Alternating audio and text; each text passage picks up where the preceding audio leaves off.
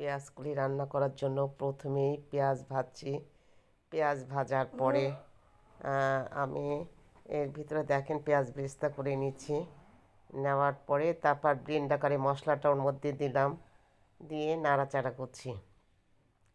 এই যে ব্লেন্ডারে দেওয়া মশলাটা আমি পেস্ট করে নিয়েছি। এর মধ্যে পেঁয়াজ, কাঁচামরিচ, সরিষা, কালো জিরা দিয়ে আর হচ্ছে আদা দিয়ে আমি একটা মশলা করেছিলাম, সেটার মধ্যে দিয়ে দিলাম। দিয়ে মশলাটা কষাচ্ছি। কষাতে কষাতে এমন এক পর্যায়ে আসবে যখন আমি আলুটা দিয়ে দিলাম। আলু দিয়ে এবার আমি নাড়াচাড়া করছি, ভালো করে কষাচ্ছি। কষাতে কষাতে কষাতে দেখেন যখন এই পর্যায়ে আসবে, যেহেতু কাঁচামরিচ, পেঁয়াজ, কালো জিরা, আদা দিয়ে একটা মশলা করা আছে, এবার লবণ দিলাম। লবণ দেওয়ার পরে আমি আবারও কষাচ্ছি।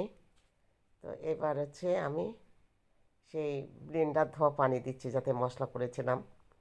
দেওয়ার পরে এবার আমি ভালো করে কষাচ্ছি।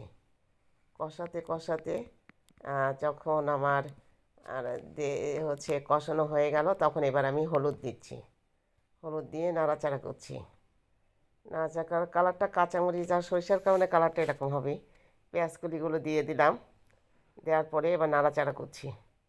নাড়াচাড়া করতে করতে করতে করতে দেখেন এই পর্যায়ে যখন হয়ে গিয়েছে, তখন এই যে দেখেন কত সুন্দর কালার এসছে, খেতেও খুব স্বাদ হয়।